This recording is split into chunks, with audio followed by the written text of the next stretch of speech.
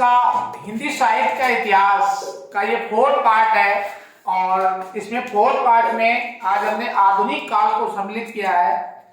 तो आधुनिक काल के प्रमुख कवि और उनकी कुछ रचनाएं तथा उनसे जुड़े हुए कुछ फैक्ट्स जिनको आपको यहाँ पे मैं बता रहा हूँ। देखिए, सबसे पहले चीज ये है कि हिंदी साहित्य का इतिहास जो है इसमें आधुनिक काल या फिर इसको गद्य काल भी कहा जाता है। तो एक चीज तो यही ध्यान देने वाली है कि आधुनिक काल को ही गद्य काल भी कहा जाता है, तो इसे तो बिल्कुल भूलना ही नहीं है। उसके बाद में जो हमने पहले ही नोट पॉइंट बना रखा है, हिंदी के सबसे पुराने गद्य लेखक ये थे आपके बाबा गोरखनाथ।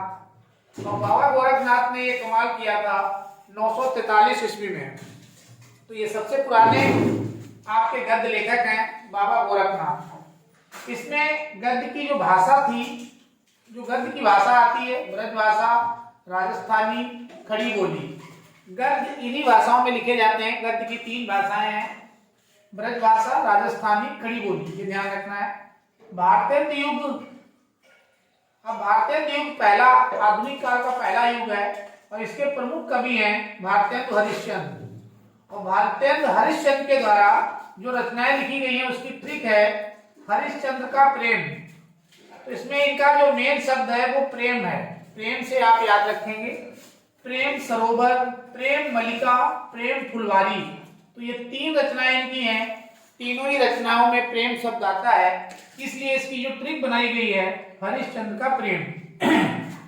तो प्रेम से प्रेम सरोवर, प्रेम मलिका और प्रेम फुलवारी आपको याद रहेगा।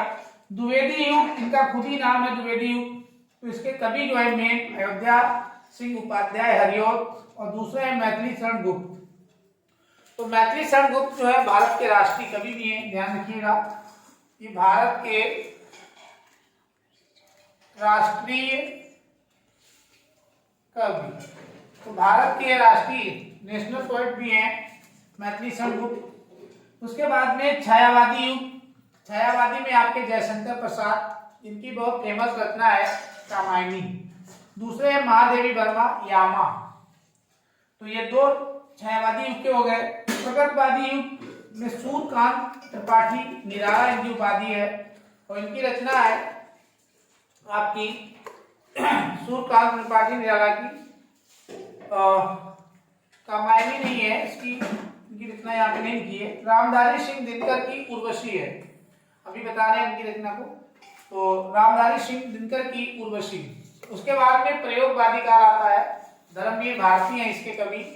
और नई कविता का जो युग आया है उसमें भवानी प्रसाद मिश्र, जिन्होंने जो कविता लिखी है खुशबू पे लिखी है, और गिरजा कुमार माथुर धूप के धान, ये इनकी रचना रही है, काफी फेमस है धूप के धान।